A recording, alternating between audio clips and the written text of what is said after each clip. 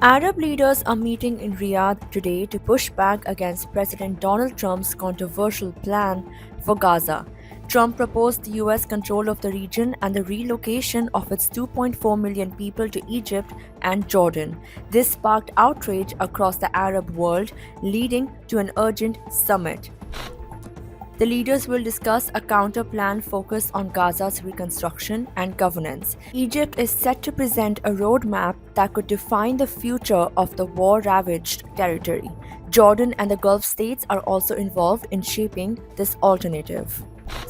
Saudi Arabia is taking a leading role in organizing this response. A Saudi government source confirmed that today's meeting will outline a reconstruction plan for Gaza. The discussions will influence an emergency Arab League summit scheduled in Egypt on March 4th.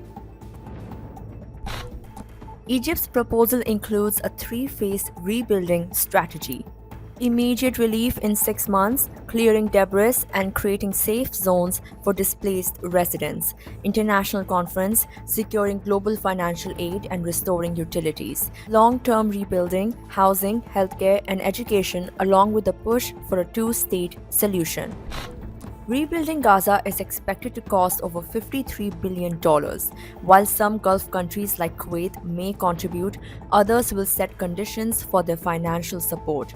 The challenge is to ensure stable funding without political roadblocks. A major sticking point is governance. Egypt's plan suggests a neutral Palestinian administration under the Palestinian Authority, supported by a non-partisan police force with foreign security backing. But Saudi Arabia wants the PA to have full control, while Qatar insists the decision should be left to Palestinians. Hamas, which has ruled Gaza since 2007, remains a contentious issue. Some Arab leaders believe it must step aside for a new governing structure. However, any plan excluding Hamas could face pushback from its supporters and complicate regional diplomacy.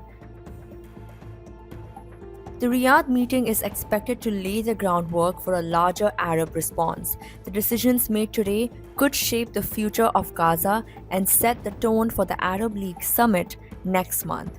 Stay tuned for more updates.